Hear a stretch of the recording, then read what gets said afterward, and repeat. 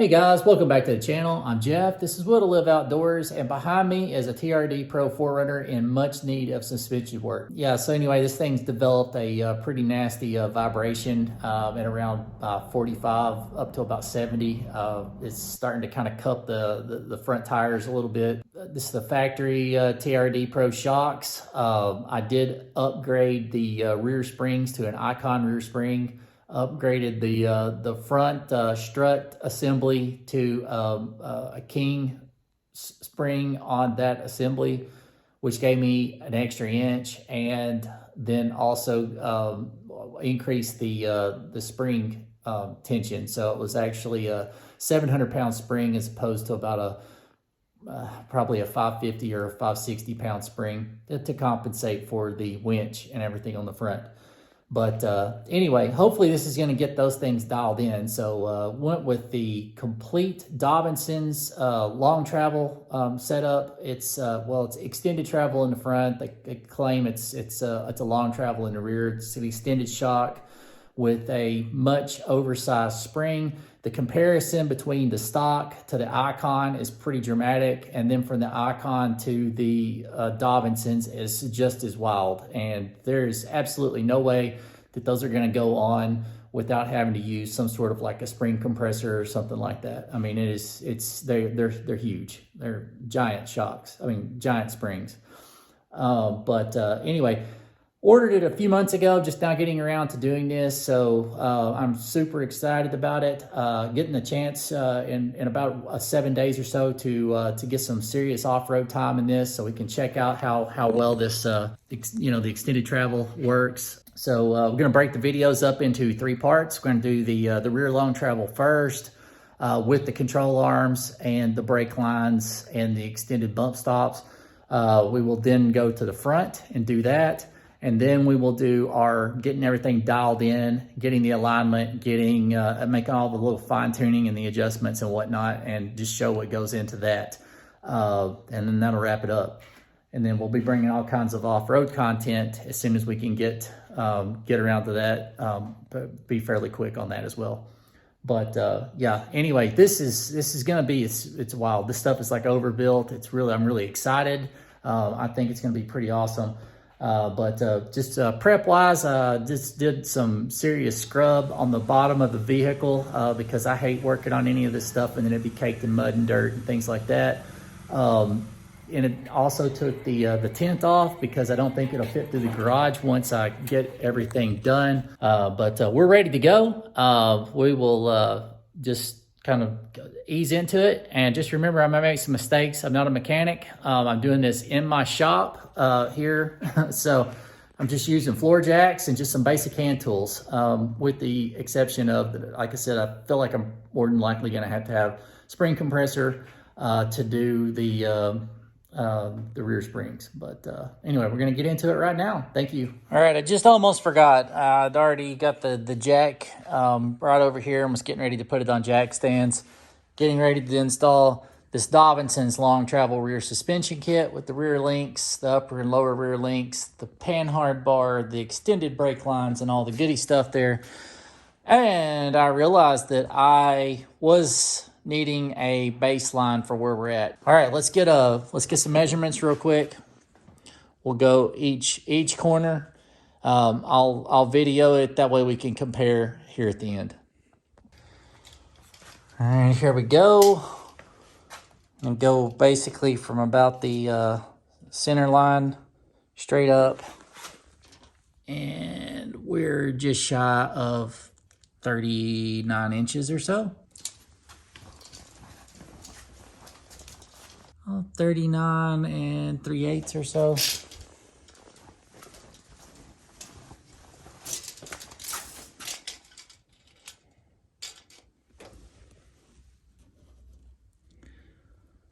It's a little bit shorter on this side.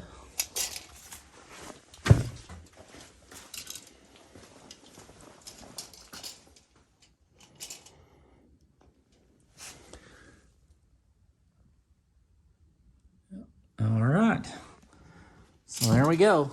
All right, so we've got the vehicle jacked up. I've dropped the rear end quite a bit. I've got my jack stands almost maxed out and the wheels off.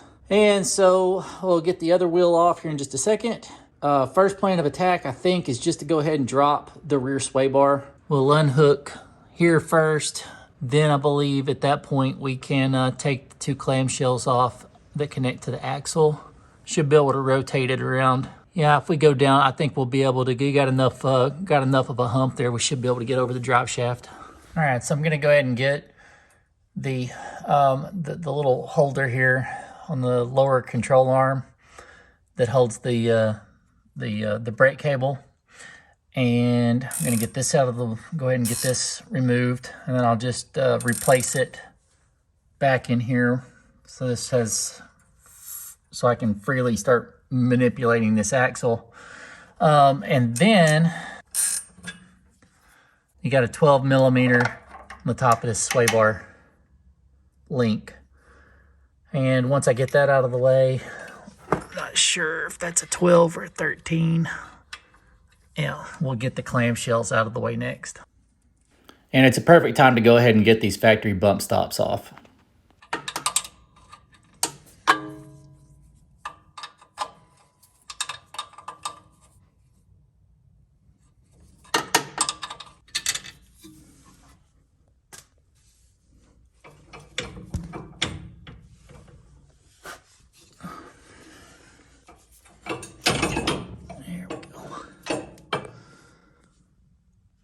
All right, should be able to just twist it, kind of end over itself. We'll pull it back towards the front of the vehicle, and we should be able to just pull it right on out. By lowering the axle, I thought it might make it just easier to go ahead and get that sway bar out. But for the time being, I left it in place and went ahead and started to remove the shocks and the springs. Just went ahead and left the sway bar where it was at because it was not going to come out until I've made a little bit of room here, and got rid of either the springs or the shocks. Currently, I have passenger side shock, top mount loosened, bottom mount off, and I have started to now utilize the secondary jack to manipulate the axle to kind of get it where I need it to be. So I've got to go just a little bit higher. I can clear here, and then I should be able to work the shock off the lower mount. With that out of the way, we'll try to see if we can go ahead and get enough drop. If I get that at the right angle and then lower the differential down just a little bit, I can get this rear spring out, and from there I should be able to shoehorn the sway bar out of the way. I highly recommend just going ahead and pre-soaking anything that you know you're going to be removing as far as nuts or bolts. You'll be way ahead of the game. I tried to fight with that upper shock mount bolt for a little while, and it would have been way easier. It came out super easy. Slid right off. And with zero pressure on that, it just basically just falls off. So, all right, let me check and see where I'm at with my rubber brake lines, and we'll proceed with taking this spring out as well. Just using a simple bottle jack out of my Land Rover Discovery 2 is perfect for this. I have it now ready to come back this way and drop it out. All right, super simple. Couple little palm whacks, and it comes right off the seat. And you can get those ready to find a new home. I'm gonna retain this, leave that there. With the passenger side spring and shock removed, it was a piece of cake to get that sway bar out. And because I just had to see how much bigger these were.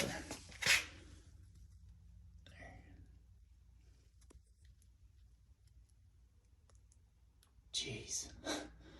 That's kind of nuts. Man, wow. Getting closer. Lower rear link arm came out quite simply. It was no task. I didn't really find it that difficult to even get anything loose. However, this has turned out to be quite the challenge. Anyway, I fought with the upper control arm bolts for quite a bit there, and the lower bolt was much easier to get to, the one that's actually on the axle. It didn't have a lot of tension on it, but it seemed like the top had a lot of pre-tension on it, so I don't think that I loosened both before starting to try to remove the lower bolt. If I'd have done that, probably would have been significantly easier. Now we're ready to go ahead and remove those control arms, and then we'll start making our measurements to get the adjustable control arms ready to install. All right, that factory upper finally came out. It was a real bear, but I just made slight adjustments with the jack and finally got it to where it had enough pressure taken off of it that it would come out rather easily. Length, we have settled on probably about 12 7/8 or so. Factory length was somewhere around 12 3/8, 12 5/16, something like that. So it seems pretty good. Okay, so for the lower control arms, I took the same approach as I did with the top. We're going to start with the initial setting that is about almost 3/4 of an inch longer, and we'll just use that as our starting point. After we get everything installed, spring shocks and everything, we will make our final fine-tuning adjustments at that point to try to get the correct pinion angle. But for now, that's what we're going to do. So we're going to get these set real quick and then proceed to get them installed on the passenger side. All right, links are in. It's quite a. I had to pull the axle back. I had to just kind of sit down here with it, and I grabbed it and I pulled it back about 1.5 inches or so, and while I was holding it, I slipped my other hand around and poked that stud through and stabbed it the first time, and that allowed that bolt to go. So I started with the ones on the body first and then did these secondary. And I'm hoping now that I've got that kind of pushed back, I may end up taking, this may be temporary, but I'm gonna now take my bottle jack. I'm gonna force this side down. I'm gonna so I've got at least something supporting this in the way of this arm. So I'm gonna take the pressure off here, use the bottle jack, and I'm going to try to tilt this down far enough. I've got everything unhooked that I can see, keeping an eye on those brake lines. And we're going to try to do this without having to use some sort of spring compressor. All right, so here's what I'm up against. Still leaving this out so I can get more axle drop. I put my bottle jack in. I've manipulated this now since there's nothing in here to the point that I don't even need anything on it. It's as low as it can go, limited by my emergency brake cable. And it is the only thing holding it from going any lower at this point. And I am still literally like here. I'm not anywhere. It's like right in this range here. So I think what I'm gonna have to do is either use a multitude of ratchet straps or a spring compressor of some sort, and try to squeeze this thing down at least about 1.5 inches or so. Okay, at this point, I've decided that the only way that this is going to go in is with a spring compressor. That spring is actually 21.5 inches long. The spring that's coming out is like 18 1/4, 18.5, somewhere in that range. So it's a significant amount of extra that will is required to get it to fit. So I also made the decision at this point in time that I would go ahead, remove the spring on the driver's side, remove the shock, and go ahead and replace the brake lines, get the control arms ready, and then I would start with a compressed spring to go back in place. So anyway, now at this point, we've got everything kind of mapped out, and we know the process. So that's what we're gonna do here is go ahead and get the other side ready to go, and then get ready to put a compressed spring back in. Let's get this out of the way. Get this out of the way. We'll get the lower arm off. Get the lower arm on the new one, and then we'll do that upper arm. We'll do it last. Shock is removed and spring is removed. So now I've got basically everything disconnected except for 2 new extended control arms and 2 factory control arms. So with a panhard bar. But I was kind of hoping to be able to sell these Bilsteins, but at any rate, when this came, I'm not exactly sure. I might have hit it there when it, but then again, it could have already have been fouled up before I got it off and started moving it around. But yeah, she no good now. Now let's get those upper and lower control arms out. Heck yes. We finally got her to move. Woo!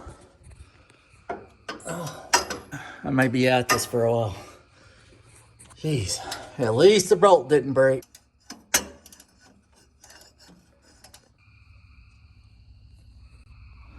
All right, with the super pesky upper control arm now out of the way, I'm gonna go ahead and at least get the get this bolt in, and we may wait on that back one. All right, the upper one went in without any kind of fuss whatsoever. That went in easy, and obviously just because of the weight of the axle and because that's not connected on the passenger side top, I had to do this. So I rigged this up and used just a little leverage. And if I'm talking weird, it's because I was actually ran out of hands and had to use my teeth to hold this nylon strap. And luckily, I've got all of my molars still. Quick, I'd just like to point out why it's so important to have the extended brake lines. I want you to look at those rubber hoses. Those are absolutely stretched to their max. And that's, even if you had Icon Overland springs in the rear, it's probably still pretty important. Those are just overly stretched. But so that's going to be next. Let's get those things installed. I got these from Metal Tech 4x4. Also got the extended bump stop extensions from them. I'm not going to show you exactly how to go about changing this, but they have a really good thing online to just show you what to be aware of and everything. You'll notice you have a difference here and here. So you just want to make sure that you have them oriented correctly before you start. And they do include these brake line retainers. And cross our fingers that this goes smooth. Oh, and you want to make sure that you have a line wrench. It's a 10mm line wrench. And then you'll need a wrench big enough to hold and retain this, because you don't want to be twisting that off and get it all turned. It's a recipe for disaster. All right, let's get them installed. All right, those extended brake lines are in. You are gonna have to account, if you wear glasses, for humidity or any of those things that could cause you to get to a point where you really can't see. I got in here and my shop light didn't work. I was having to use my phone with the humidity and the sweat and everything else. It took far longer than it should have, and but I got them in there. With the brake lines installed, it was now time to compress these springs. So with the help of Jared and Michael, we decided that we are gonna test this theory and see if we can squeeze this thing down to about 18 inches or so. Well, drawers at the top. I just want to stand in the kill. Well, that's good. That'll go. Hey, 17 and a half. Yeah. It's going. Oh yeah. It's going down. That's much. We'll have to on too.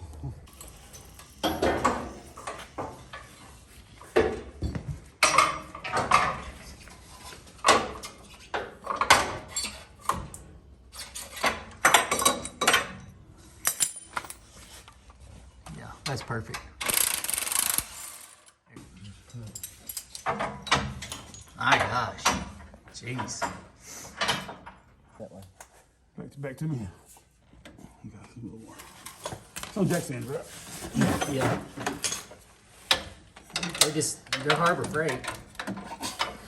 They're what? They're Harbor Freight. Jack stands. I'm looking pretty good, but I don't know about that. Okay, I ain't had no feeling one.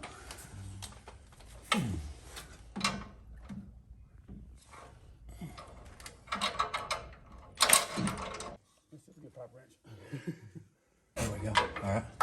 You got it. The driver's side is obviously more complicated due to the gas tank's proximity to the spring, but you have to kind of get your spring compressor lined up in the proper orientation to be able to work around it. But after you get everything lined out, it will go in place pretty good. And again, make sure that you have it indexed properly at the bottom. Is it still in there? Yeah. Thanks to Jared and Michael for coming and giving me some assistance. We basically had those springs in about, I don't know, 15 minutes or so. I say we. Michael did most of the heavy lifting there by using the spring compressor. I just wasn't sure. They're way more stable than I thought it was going to be.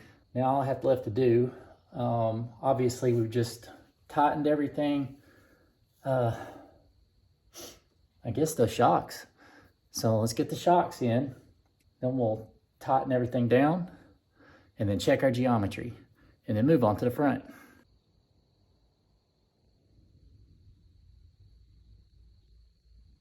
Prior to getting these installed, they do include a wrench for adjustment. You also want to make sure that you get the orientation correct of your bushings and washers. So you're going to go on the shock side.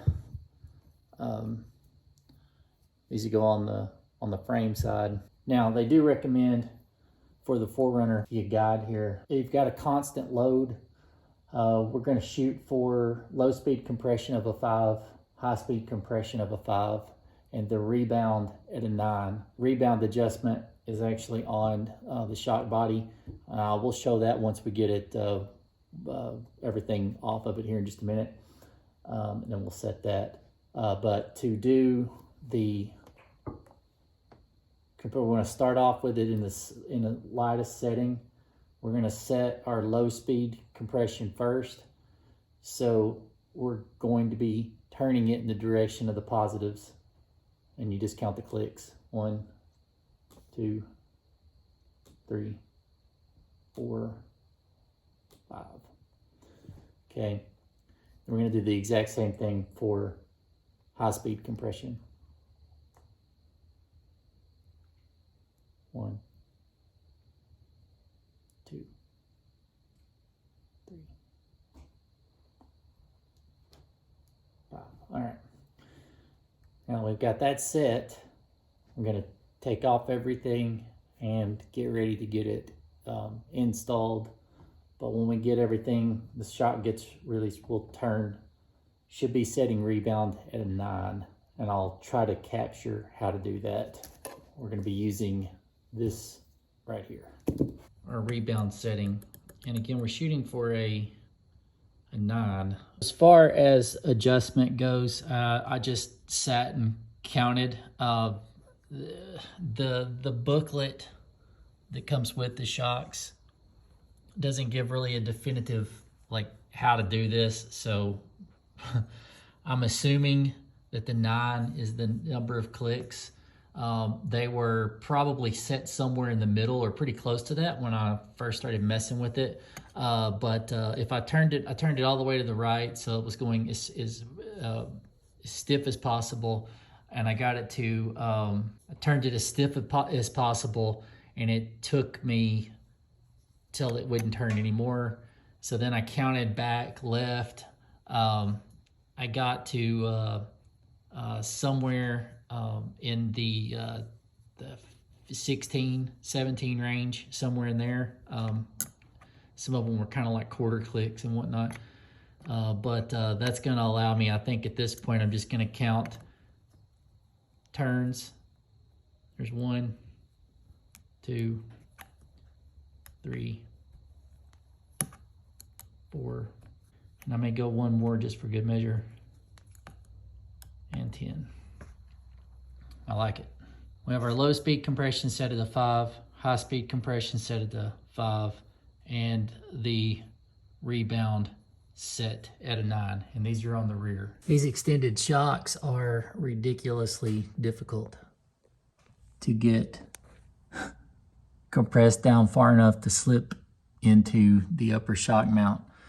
But now that I've got it lined up, I think I'm lined up well enough that I should be able to, I should be able to at this point lower this and extend this shock down a little bit so I can put the bushing and get the nut started. But as it sits, there's just not enough clearance there. So, all right, so I put more pressure on the driver's side and was able to lower it down far enough to get back to this point. So I'll get the bushing on there. Now I'm going to ever so slightly start putting some pressure on it, get the washer on, and then be able to start the threads, and then we'll go ahead and tighten this down. All right, with your shocks installed, now comes the like where you're going to mount your remote reservoirs. And so they show 2 places that would be an accurate way to mount. And with this nifty mounting solutions here, you can kind of move the adjust this any number of ways to get it where you need it. But you can mount it right back here. And of course I have I've got something occupying this area because that's part of where my rear bumper attaches. So that's probably not going to work. So the other option is to go right up there, and you follow right by the emergency brake cable right here. And we're going to share some of that same space and use one of the bolts that is connecting the rock slider to the vehicle. And that's going to put us in this area somewhere like right in here. Right there somewhere. And by doing that, we won't have to actually do anything with this hose. So we can just mount it in there in our little bracket here and tighten it down, and it'll be plenty out of the way. But anyway, those are your 2 options.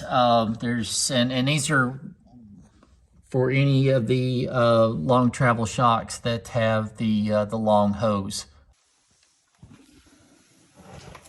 So after several days of lamenting how I planned on getting the remote reservoir mounted, I had ran into several issues here. For one, we've already mentioned the rock slider, the way they're made, there's just not enough room for the reservoir body to fit in the space that's there.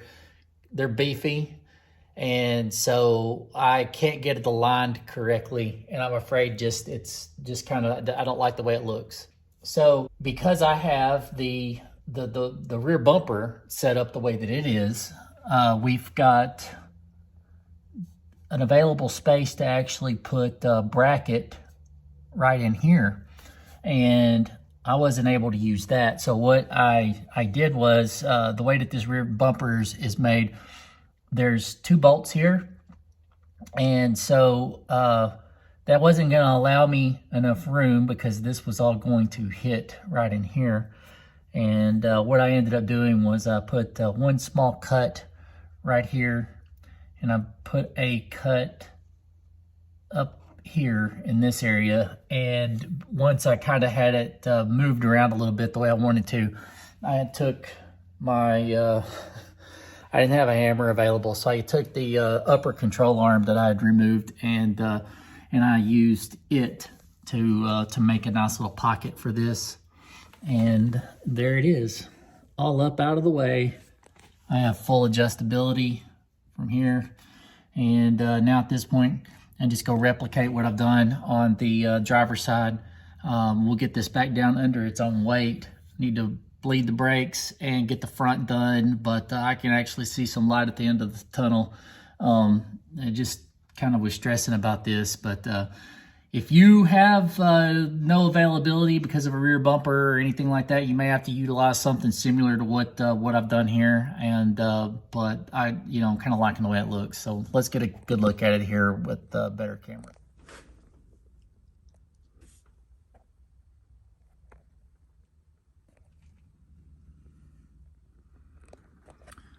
I'll have to put a hose holder right there.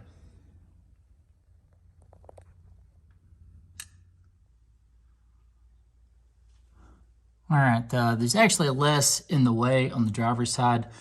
You do have to be aware of fuel lines right here, but I think we have enough adjustment here to be able to work around that. I am having to kind of overbore this hole, and but anyway, once we get that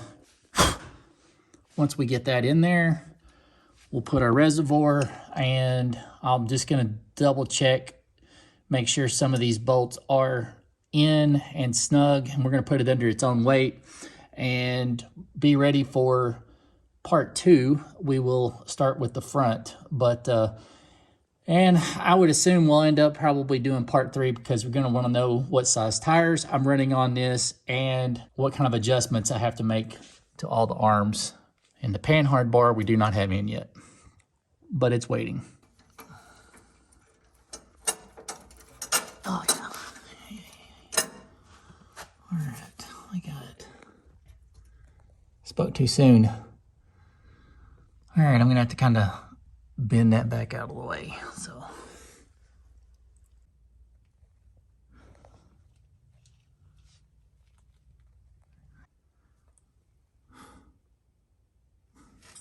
Just enough clearance there. It might be actually touching the band, but I can live with that. Nice routing of the hose. Still have to get, well, I've got a threaded hole right there, so that'll work. So I got a threaded hole on this side. It is an empty hole on the other side, so I'll still have to put a nutsert in on the other side. But I guess real quick, we'll go ahead and put it in that nut. I've got, everything's just basically, it's hand tight or close to hand tight.